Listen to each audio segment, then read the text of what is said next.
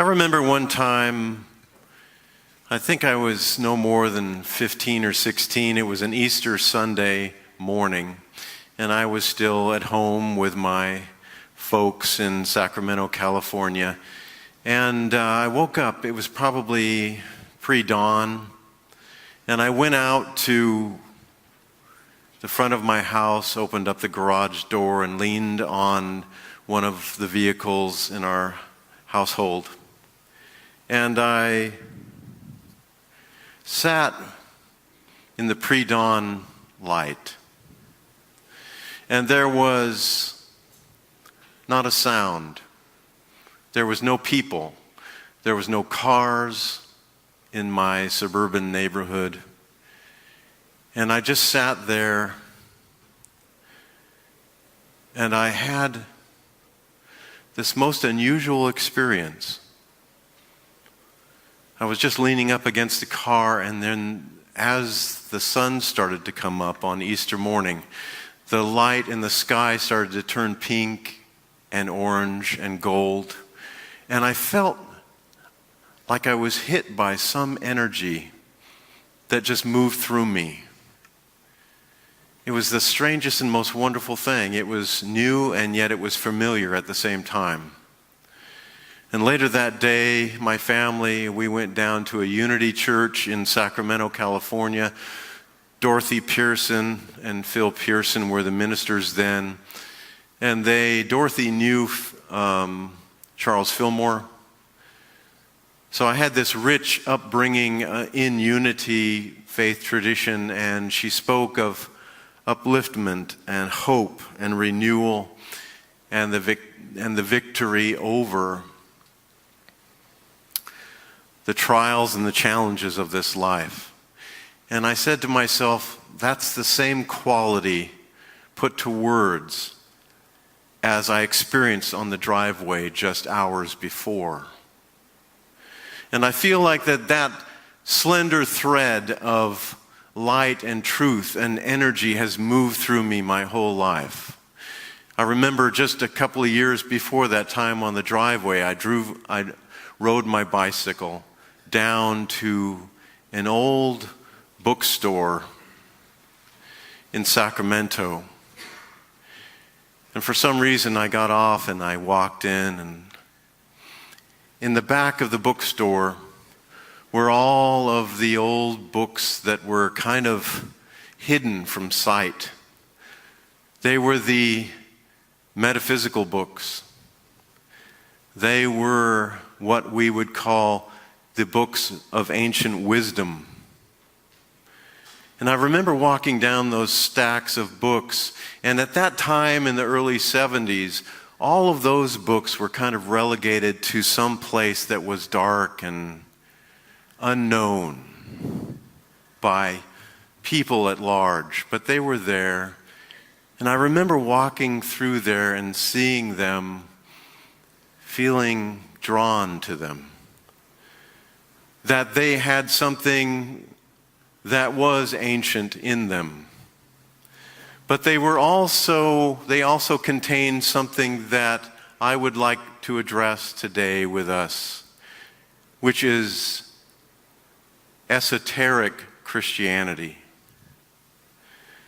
Esoteric Christianity, that which is hidden behind the story that we have about today.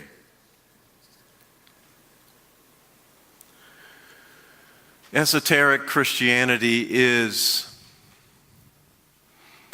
what Unity really is based upon. It's inherent within each one of us. And it grows and grows inside of culture, within people. And I remember, like back in the early 90s, you may remember this book. In the early 90s, I was walking through a mall, and I looked in the front display window of a bookstore, and there was another book that 20 years ago would have been called Esoteric Christianity. How many people in here remember the book, The Celestine Prophecy? And I had, when I walked by and I saw it all neatly displayed in this window, not in the back stacks of the bookstore, but right out in front, I thought to myself, the light is winning. The light is winning over the ignorance. And what is ignorance? But that which we choose to ignore. And that the premise today of my intention with speaking with you and sharing with you is not so much to give our attention to the story of Jesus, the resurrection, and so forth. That is a well-known story. But what does that story represent in our experience? And that the Celestine Prophecy was a marker of sorts in terms of the ability of humanity, of each one of us, to rise in consciousness and to overcome ignorance. And that we can be about that. We can choose to not be someone that buys into the decay of civilization, but to look behind that into what is really being born in humanity. And it really gets down to a choice. Easter may seem like something that you just do once or twice a year, that you come to church. Some people are, I haven't seen since Christmas, and that's okay. You have busy lives, you're doing whatever you're doing, and you're most welcome here today. But we have a choice to move beyond the cynicism of outer appearances, to embrace the abiding truth that we are. Henry David Thoreau said that we can continue to live lives of quiet desperation, or as Emerson said, we can rise to a higher order of being. Emerson said something very interesting about mankind. He said, man or a man is a god in rags. When men are innocent, life shall be longer and shall pass into the immortal, as gently as we awake from our dreams. And I would suggest to you here today that we are awakening from the dream. The Course in Miracles that Margaret McLeod will be teaching next month or later this month says that this life experience is much like a dream, and that those that awaken from it awaken into the truth of what it is that we actually are. Buddha himself was asked if he was the special one, the chosen one. And he said, no, I'm simply awake. So we are in a process of waking up. And I want to share something about esoteric Christianity. Some months ago when I first came here, there was a person that came into my office and said, I was thinking about you and I have these 2 books. And he put them on my desk and they sat there for probably 3 months. I didn't look at them until about a month ago. And one of them is called Brother of the Third Degree. Brother of the Third Degree. And it could have easily been in those stacks in that bookstore in Sacramento so many years ago, because it was published in 1927.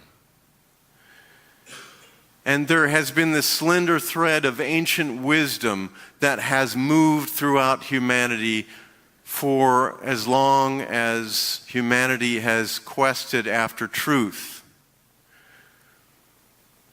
This book, Brother of the Third Degree, I would like to share with you just some of the language from it. It's a poem that was included in this book. Brother of the Third Degree. Awake, thou that sleepest, arise from the tomb, descend from the cross, ascend to the throne, rend the veil of the temple, stand out in the light, let the Holy of Holies no more be in the night. Join hands with the masters, the great brothers above, who labor forever through greatness of love. Man, know thyself. He dwelleth within, buried deep in the body, now grows from air. It is the only true answer, the Christ Spirit within. And if I think about the essence of unity, the essence of esoteric, which means inner Christianity, it has everything to do with that. Know thyself. So on this Easter Sunday, what is our focus? You may easily say, well, it's the celebration of the risen Christ. Jesus the Christ. Of course that's what it is. But what is it really for us? Is it simply the story of one person's overcoming? One person's potential? Or is it a pointer or a story of all of our potential to know ourself? To be the victorious one in your life, that your life is the precious one.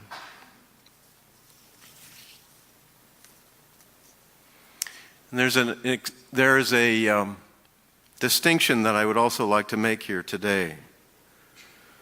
It's fundamental. And that may not be a real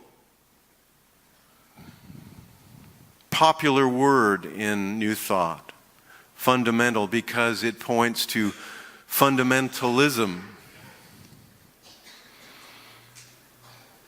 But esoteric Christianity is not about fundamentalism. It's about foundational truth. If you haven't noticed, religious fundamentalism points to, in large measure, a fallen state.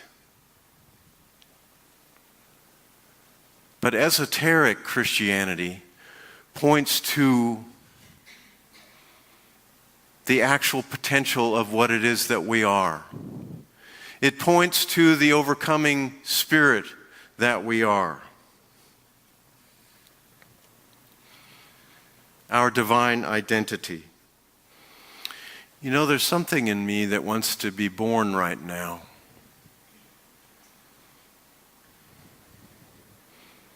Sometimes it's not about the words. Do you know what I mean? Sometimes it's an experience. And that's what I was talking about when I asked us to raise our hands. What is the essence here? What's the essence of this day? What's the essence of metaphysical or esoteric Christianity for you? What is going to help us wake up to this great truth that we are.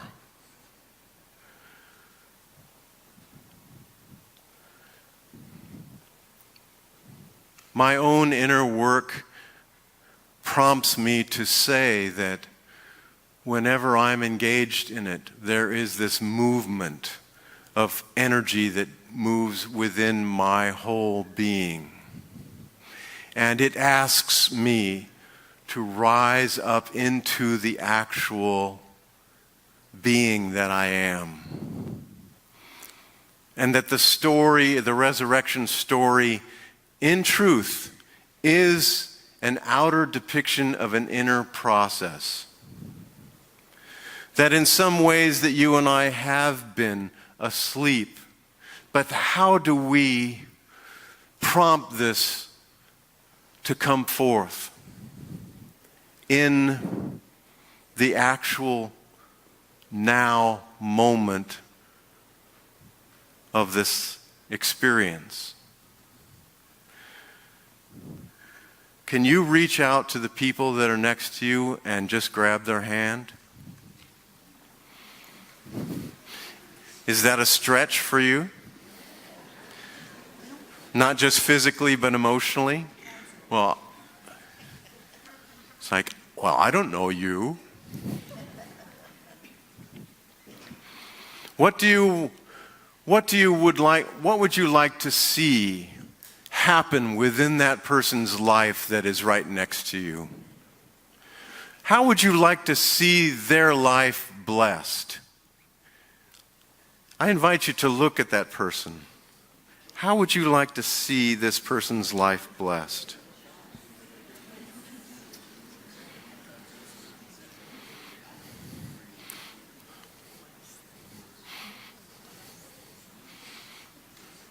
There's an opportunity here.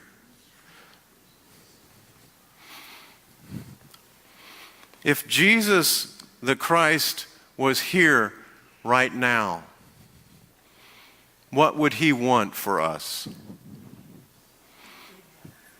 Good health? To know ourselves first? To love ourselves? What else? The truth. What is the truth? What is the truth about you? That you are love. Do you have a voice? To be aligned with your heart. That we're free. To be real. What else?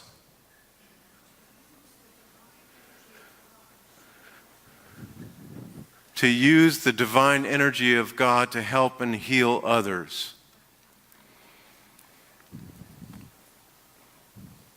Can you do that right now for the people that are around you? Can you use the divine energy that is within you right now to heal and help others that are here right now? So that this is an actual experience and not just the recounting of this story. Is this story alive right now in this room? Do you claim that? This is not in my notes. It's not in my notes. So I'm kind of like going out on a limb here. Here it is, Easter Sunday. But there is an aliveness within the moment of the now that is an opportunity for us to have something else happen. And it's energy, it's aliveness, it's truth. Everybody in this room has a challenge on some level. Is that not so? Something in your life situation, something in your finances, something in your physical health, something in relationships. And this gets down to the practical nature of this esoteric Christianity, making it not esoteric, but making it real and here and now for your life. Because, and I've said this before many, many times in many, many other churches, we are having a soul conversation here. I'm not invested in the repetition of the story if it's not filled with power and grace and truth for your life now. Are you invested in your own life? Do you love yourself? Now, I will quote from my notes. Charles Fillmore stated, now he's the co-founder of the Unity Movement. He said, outwardly, Easter is the celebration of the resurrection of Jesus. Its inner or esoteric meaning and spiritual significance is the awakening and raising to spiritual consciousness of the I am in us. Every time we rise to the realization of eternal indwelling life, making union with the God mind within us, the resurrecting power takes place.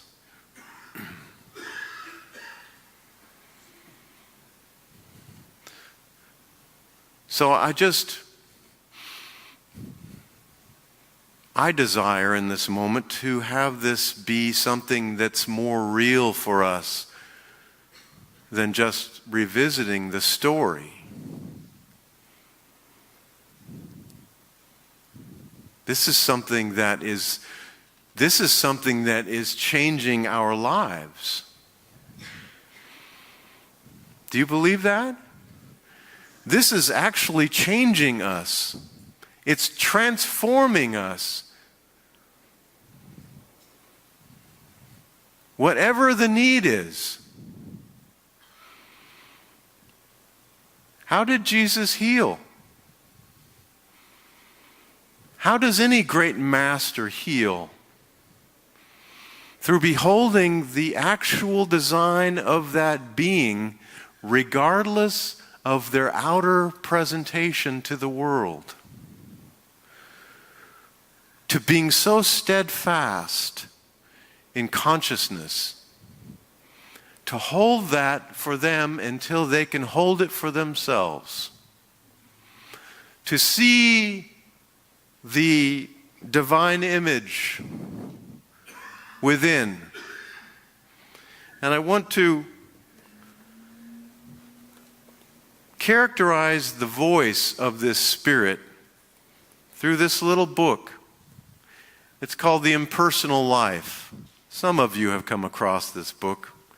It's one of those books that has been reprinted since 1927 also, that used to be in the back stacks of old dusty bookstores.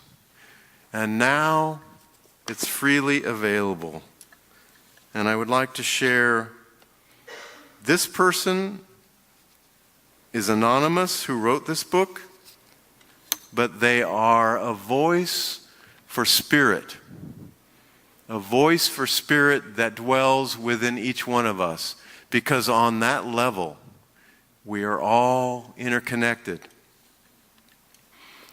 The voice says, yes, I am that innermost part of you that sits within, calmly waits and watches, knowing neither time nor space. For I am the eternal and fill all space. I watch and wait for you to be done with your petty human follies and identification with weakness, your vain longings, ambitions, and regrets, knowing that there will come a time when you will turn to me weary and discouraged, empty and humble, and ask me to take the lead, not realizing that I have been leading you all along. Yes, I sit here within, quietly waiting for this. Yet while waiting, it was really I who directed all of your ways, who inspired your thoughts and acts, and personally utilizing each aspect of you to bring you and my other human expressions to a final conscious recognition of me. Yes, I have always been within, always, deep within your heart. I have been with you through all experience.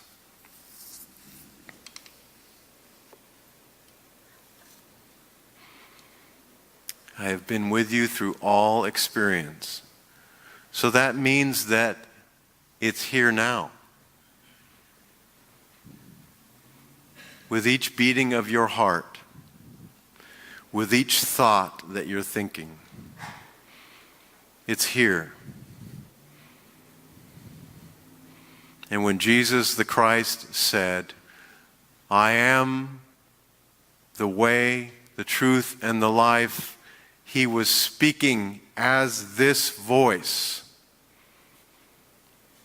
He was the Master Jesus that allowed this overshadowing Christ's presence to speak through him, as it can speak through each one of us, as you know. He was not the exception to the rule, but the example, the way shower of our lives, of what we can do. And that's the message of Easter. It's really about allowing the actual truth to come through us, to not hide our light under a bushel, to release the imprisoned splendor, as Charles Fillmore called it, so that we don't live lives of quiet desperation, so that we don't remain a God in rags, so that we live while we're living, and we are what we are in truth. God bless you and happy Easter.